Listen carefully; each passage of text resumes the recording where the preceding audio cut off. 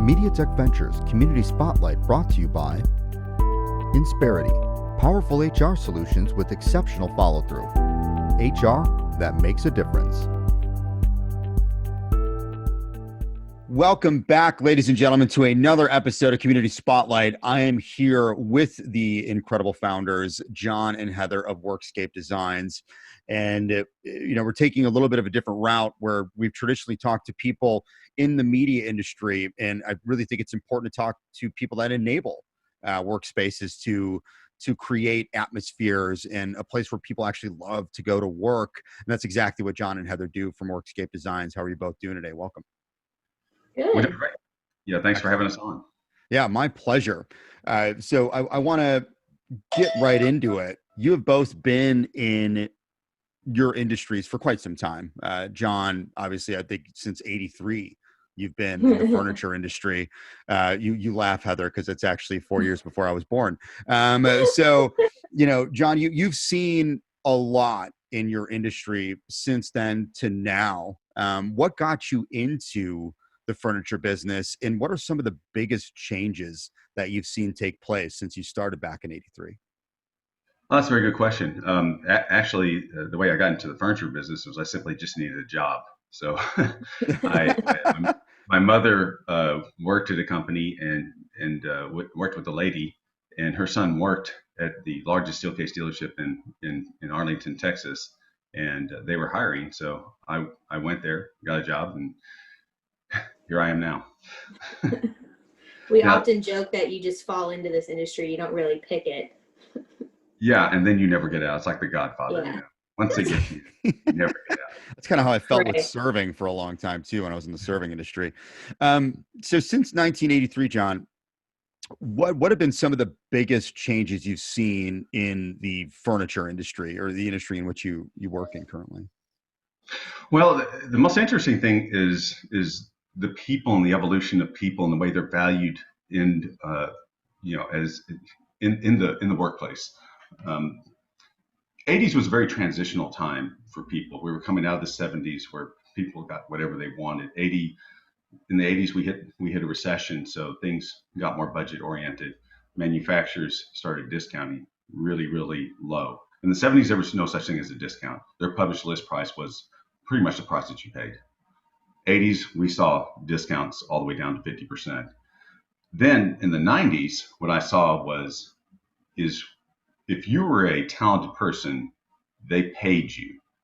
It wasn't about the workspace nearly as much as finding talent and paying them. So we had all these jobs and we were looking for talent.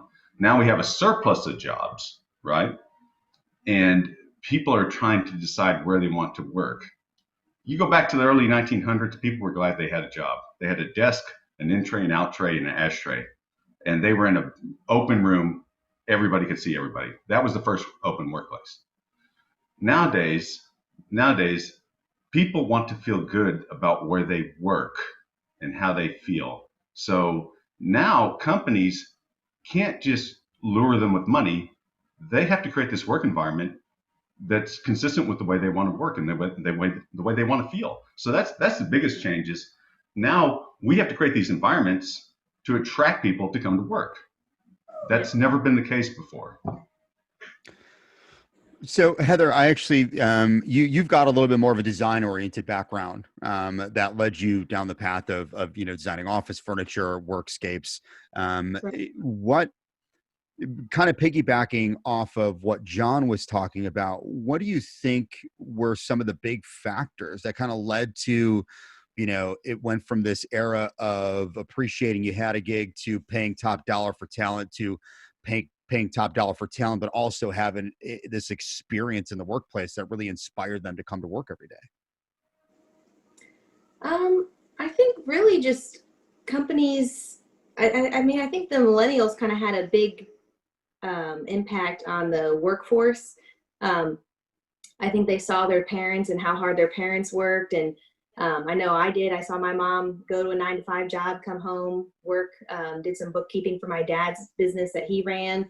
And so I just saw her work really hard. And I think a lot of the millennials wanted something different. They didn't want to just go to a job for 20, 30 years and, do their time and retire. They want to go to a place where they can also have that work-life balance and enjoy themselves and kind of have a mixture of both. They still do want to be compensated properly, but they want also, like John said, a good environment and a fun place to be. And I wholly believe in that as well. Like one of my, big things that I say to a lot of our customers is that you spend a majority of your life at work, that you should enjoy where you work and enjoy what you do. So otherwise you're just kind of wasting your life doing something you hate. So I think that just a different mindset from, different generation kind of really impacted how companies needed to change their environment to attract them. That's so interesting to me, because you look at the Regises of the world, right? Which was kind of like the WeWork before WeWork. And then it was pretty wild how fast we went from that 80s era where Regises really thrived into then this WeWork where it was more work-life balance. And now quickly as WeWork deteriorates and obviously given the current climate in the pandemic, the corporate real estate culture is changing drastically to more work-life integration.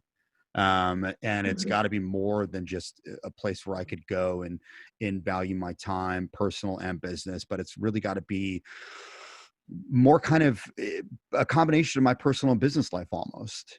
And so with Workscape Designs, John, can you tell me a little bit about how Workscape Designs came to be, and a little bit how you and Heather kind of partnered up and what that looked like? What brought you two together?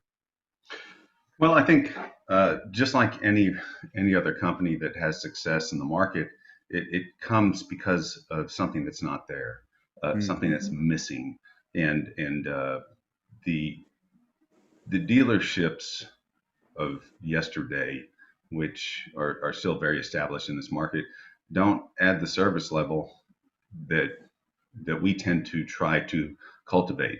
We try to offer all the services, not just the furniture. We're into the interiors. We're into the into the specification of colors, flooring, the detailing of where walls will go. We'll do the structured cabling, the electrical work, some GC work. So it's just all these different services that were several different people not being managed well. And if you're in Indeed, you have a team of people, okay? You have all these people to manage your project. But when you're in the 10,000 square foot and under, specifically the 2 to 5, there's not a lot of services out there. And that really kind of sets up people just to go to a WeWork because they can be taken care of. They can pay the premium and be taken care of. And so we basically have recognized, just like Scott over at Elevate recognized, that these people that are getting these smaller square footages need services. They need help and better service. I think better even service. If they are finding service, a lot of times I think they're taken advantage of. And so I certainly noticed that, like with some people that we were interacting with, I was like, oh, that's not a fair price. That's not he didn't help you all the way. He maybe helped you a little bit, but so I think that also played a role too. I don't like when my customers are taken advantage of by other vendors. So.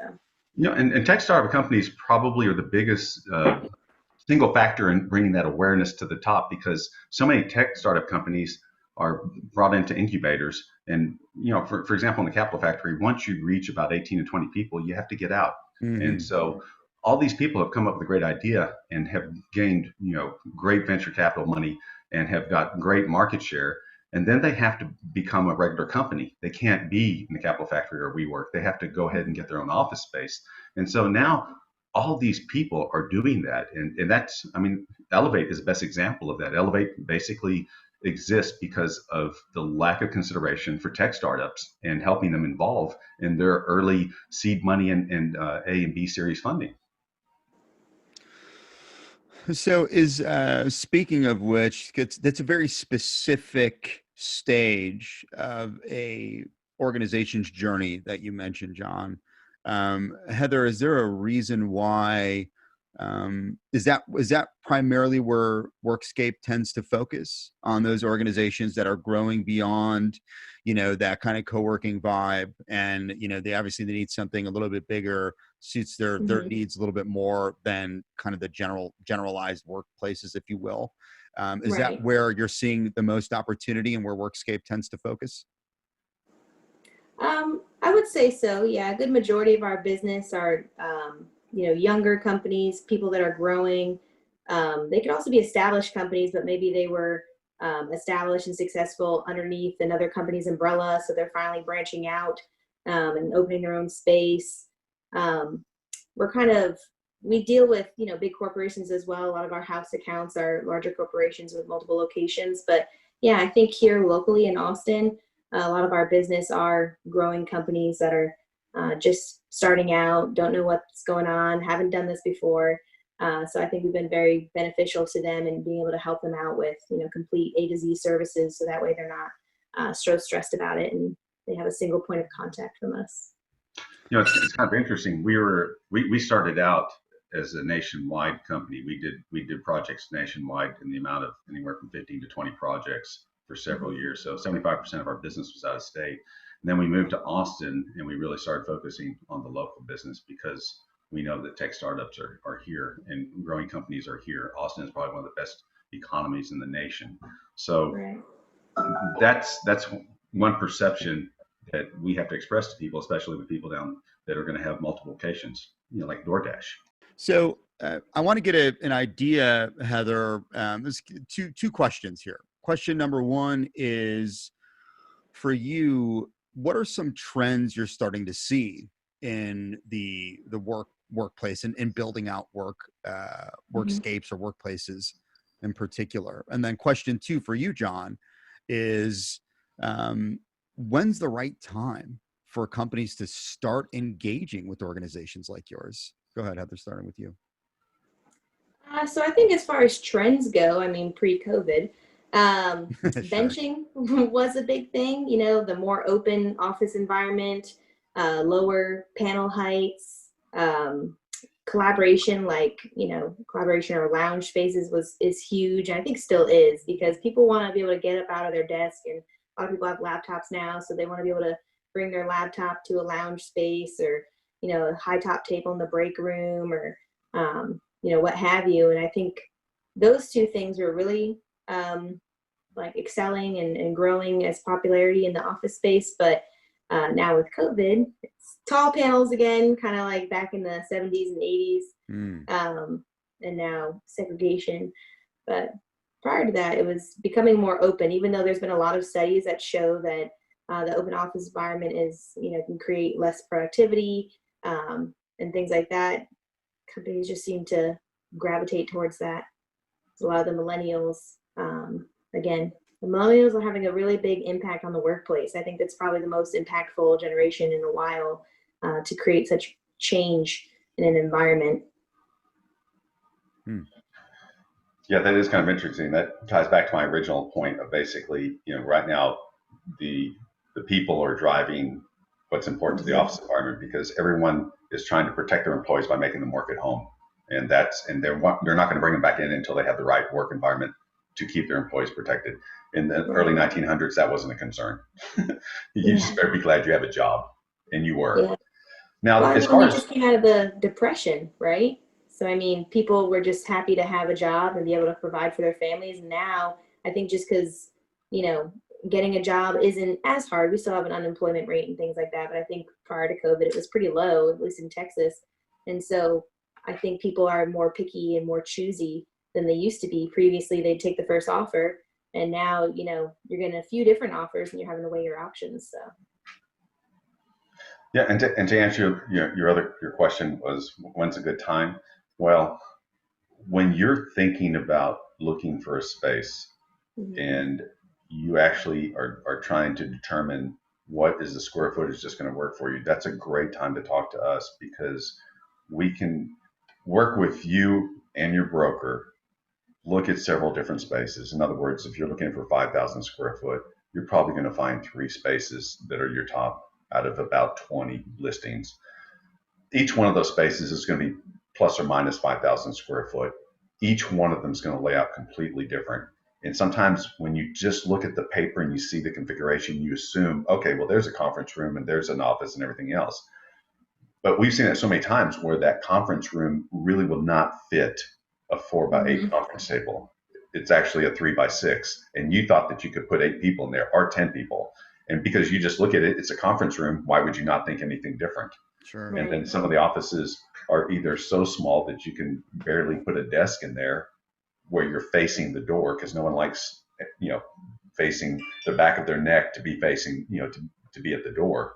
So these are things that will keep them, safe from, because there's some things that you want to do. Some spaces, in order for it to work for you, you may have to gut the whole space, and you're not going to get that much money in a under 5,000 square foot facility.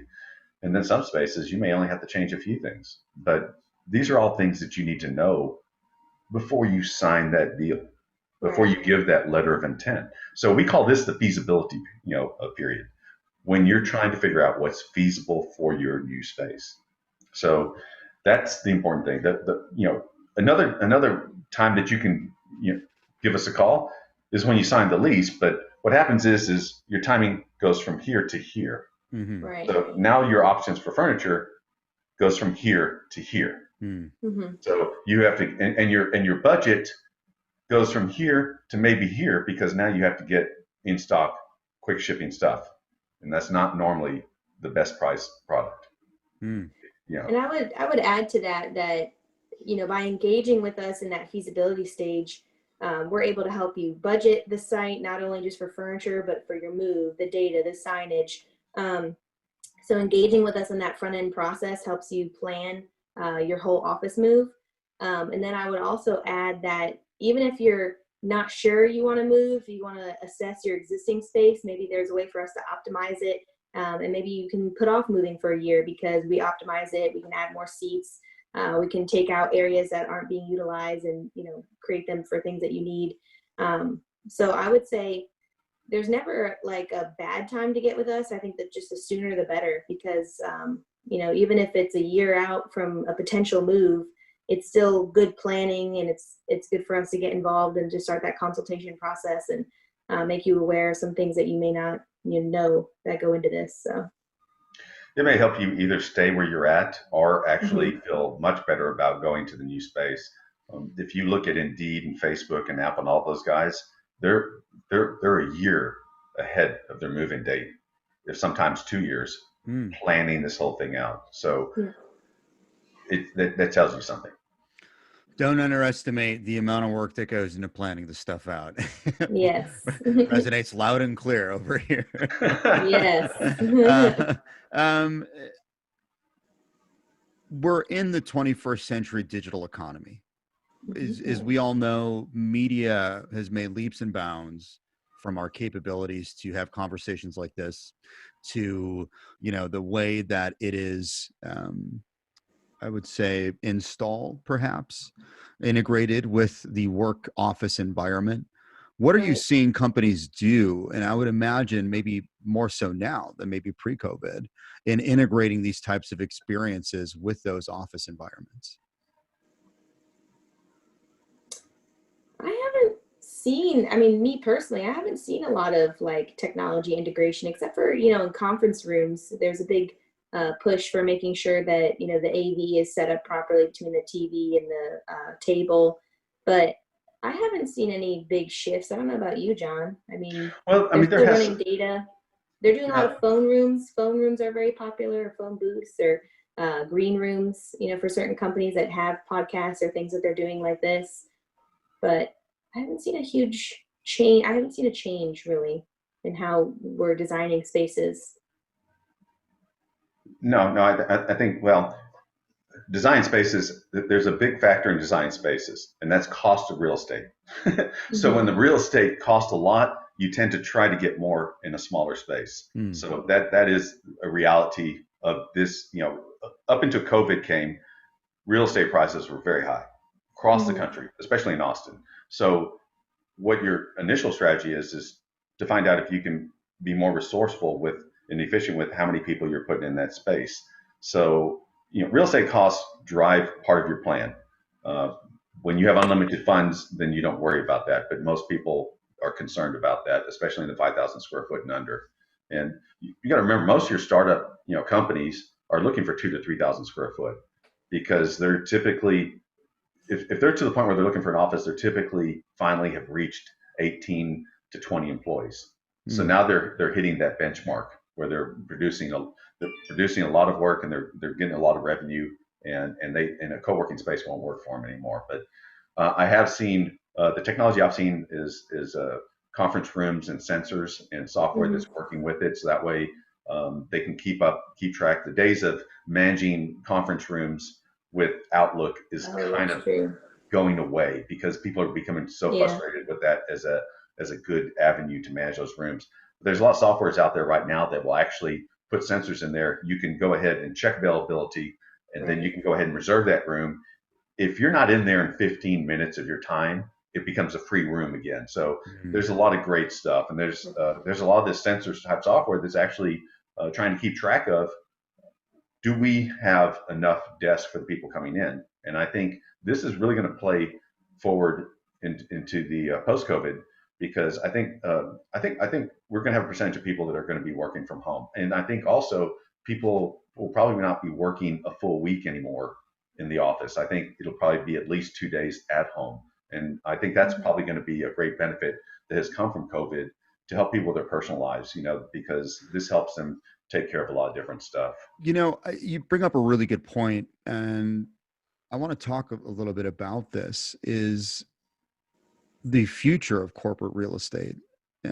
We know that the Indeeds, the Apples, the Twitters, the Microsofts, all these Facebooks of the world are starting to realize that they don't need as big of a real estate footprint, right, as Mhm. maybe they had before, considering everybody from a professional output is doing just as well as home as they were going to the office, or so they say, right? We don't really actually know that per se, but those companies are still massively growing.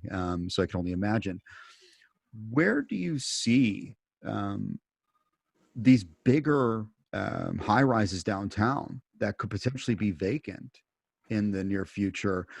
How do you see those transitioning into whatever is next? Well, I see for one, I see real estate prices downtown coming down. I see probably a bigger responsibility on the building owners to create as clean an environment, and have some protocols, so that way the people coming into the building will feel safe coming into the building. I think we're going to be more disease concerned than we've ever been before. Mm. I think that's going Mhm. to be a big focus of any HR. I think of the building owners as well. But I still think that our the way this the very interesting thing that I've seen since I've been involved in this since '83 into now, uh, Capital Factory, WeWorks, all these co-working spaces start with these small groups, and they start to kind of like get them into a 1 or 2 person office. Then they move to a 6 or 8. Then they move to an 8 or 12 office. So co-working by design, and the reason I know this is because VentureX, which is a very big franchise co-working space, it's setting up facilities across the country. They did a study of all the co-working across the United States, because they wanted to know how many single person offices, how many 2 person, how many 4 person, Mm. how many 8 person offices. Well, it comes to find out that co-working is no different than these incubators, these venture capital incubators. Hmm. They basically get them into these small offices, hoping to grow them into a bigger office, hoping them to grow into a bigger office.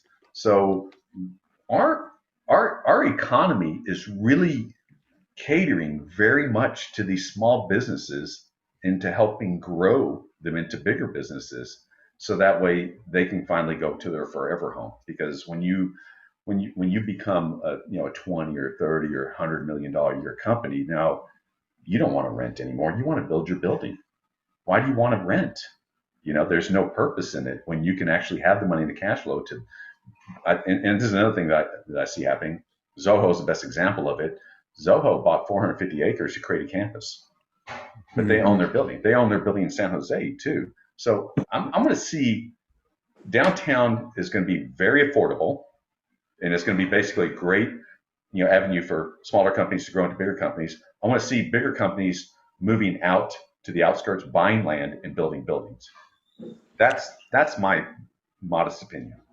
I also think that, when COVID hit, April, May, like you were saying, all these big companies were like, oh, wow, everyone's doing great at home. We can, Mhm. get rid of half our real estate and we can, lessen our overhead, et cetera, et cetera.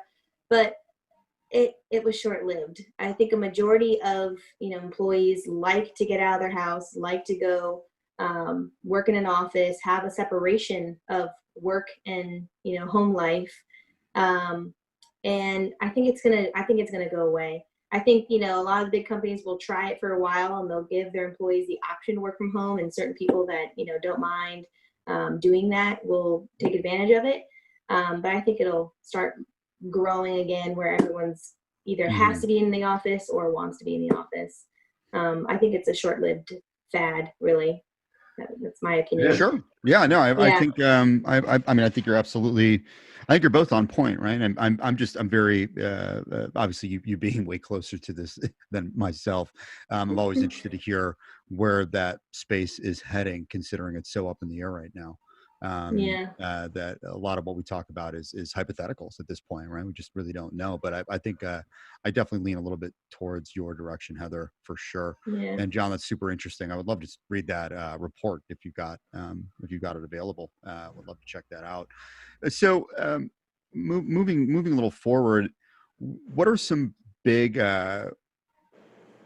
what are some things that if I'm looking to modify my workspace, right? Let's say I'm one of these companies coming out of an incubator and I'm 15, 20 people deep, and it's time for me to branch off on my own. What are some big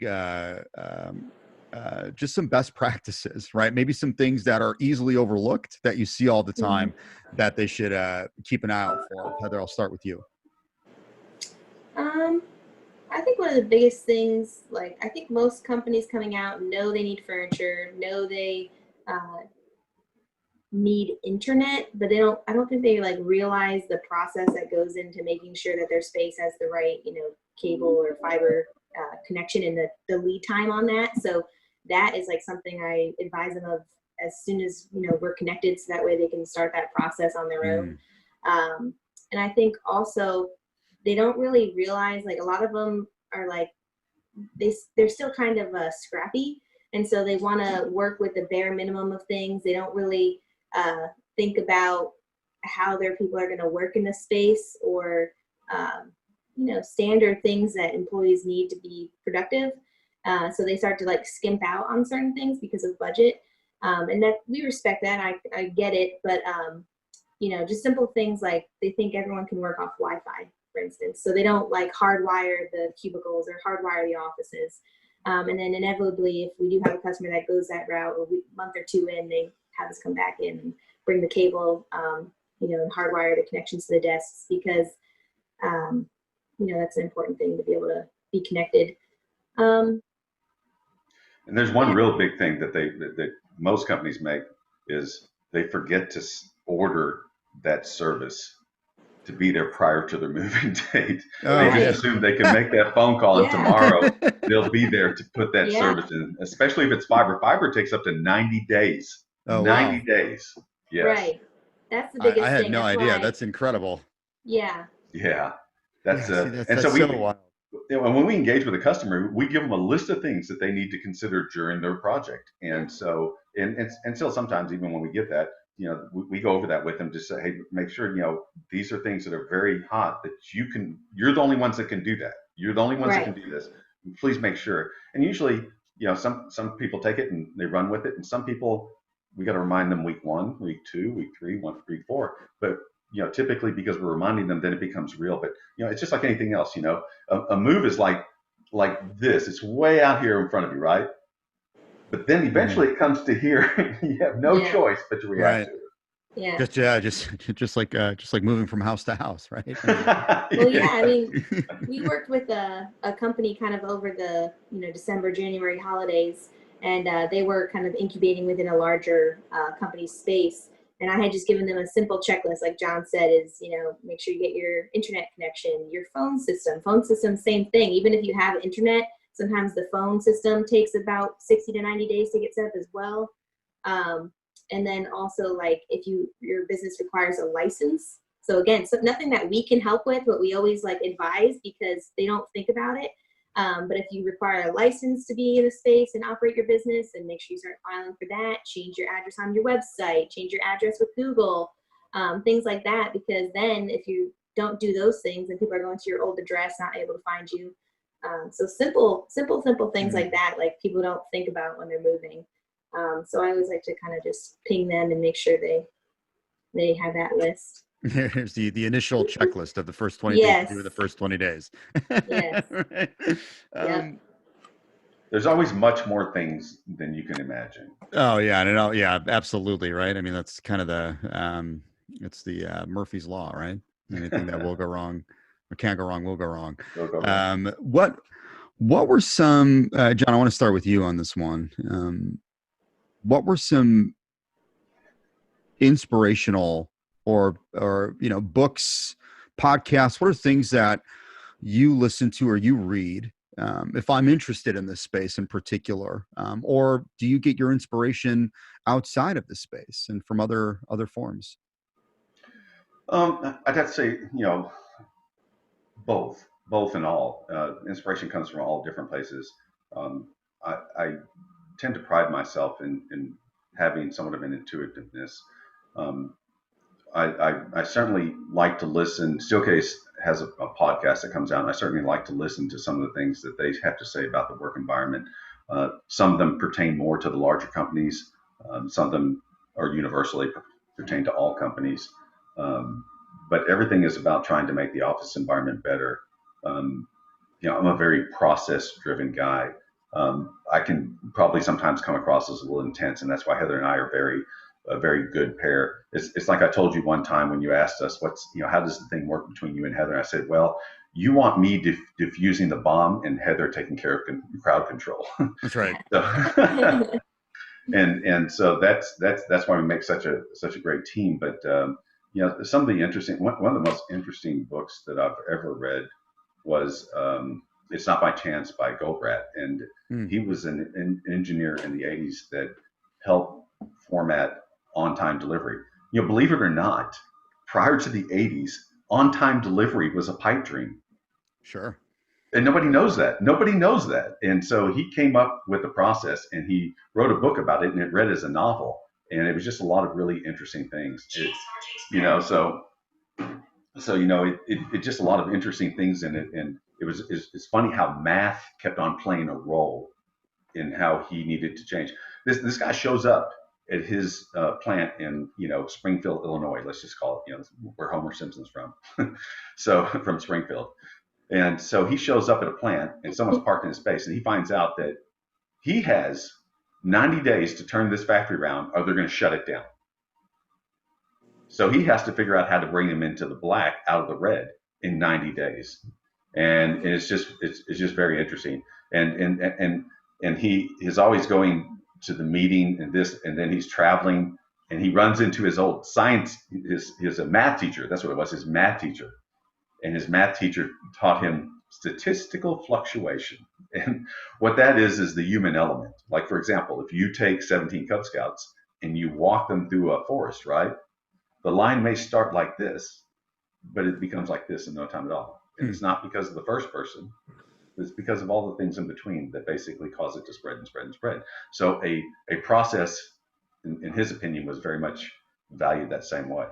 And some corporations put a lot of value in buying that piece of equipment that produces so many doohickeys, and they want that report every month, so that way they're making sure that they're getting a return on investment. The problem with it is they're buying inventory to what? To make that product. So that's causing them to be in the black and to be in the red. Yeah. They have too much inventory, and it's not speeding up the process, and their deliveries are still not on time. So I found that book to be very, very interesting, very inspirational. But it's a lot of practical application, just watching offices go up, seeing what the problems they are after they move in. You're going to make some decisions that are not in your favor. It's just the way it is. The real thing is we can get that to be less than 5%. You'll never notice it. You'll never notice it. And what about you, Heather?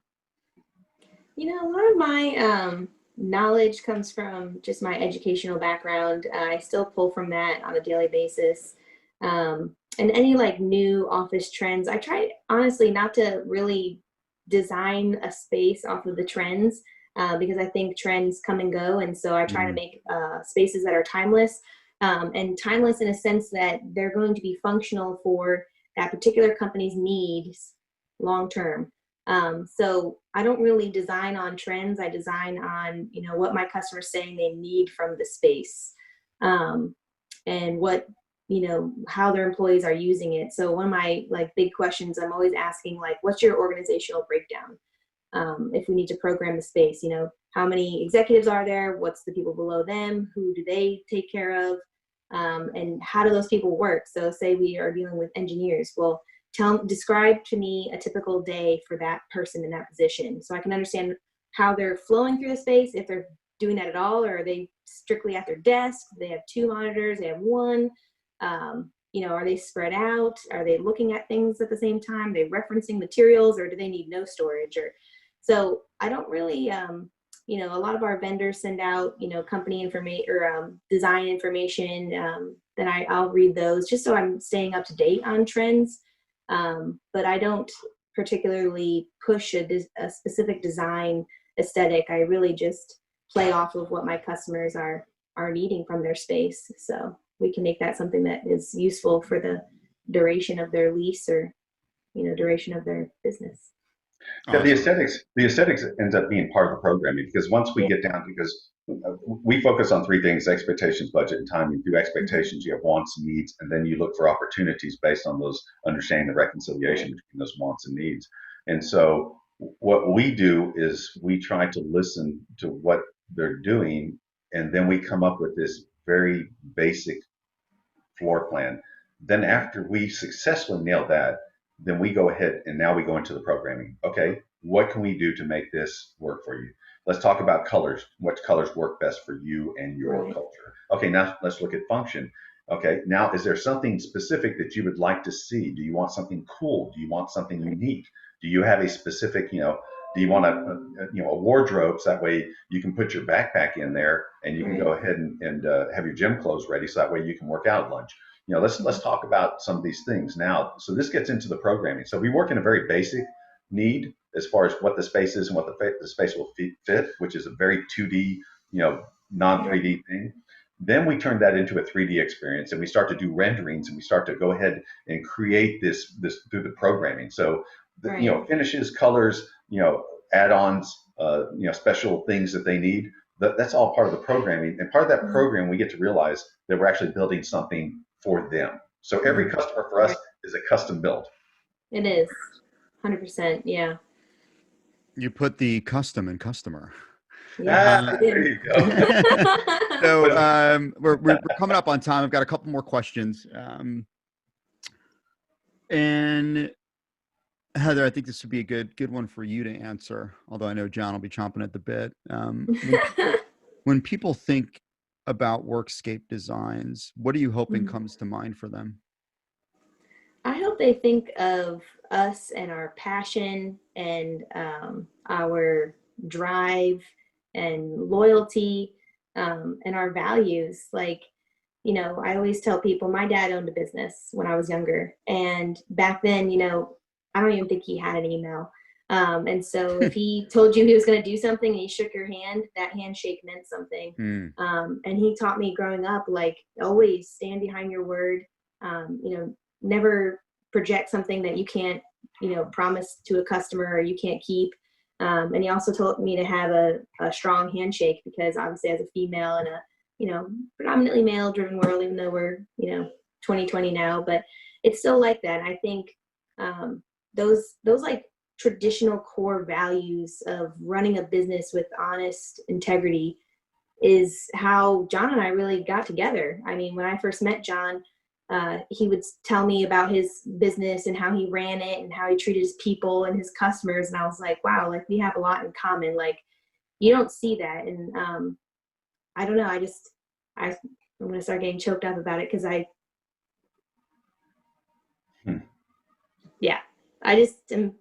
want people to be treated properly. I don't ever want to take advantage of people. I want them to come here and know that we have their best interest in mind. So. That's awesome. And it don't, I can appreciate you getting choked up about that as well. I see it all the time in marketing. So I feel you, right? Yeah. For sure. John, so this is a question for both of you, but John, I want to start with you on this one. If you had a superhero power, what would it be?